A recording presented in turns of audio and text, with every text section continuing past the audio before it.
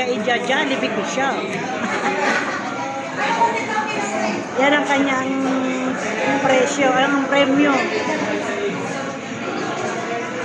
Yan ang kanyang premyo sa akin pag siya'y nakaka-star.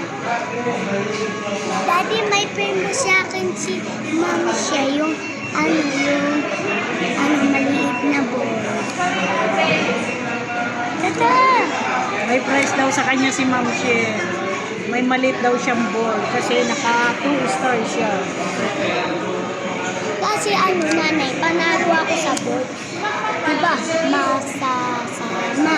Adi sinulat ko, masasama. Diba? Ay, Kaya very good. overpad ako. Diba? Ganyan pag nag-aaral mabuti. Kaya nga ayaw niya mag-absent kasi ayaw daw niya nang wala siyang natututunan. Kaya hanggat maaari, gusto niya pumapasok siya palagi.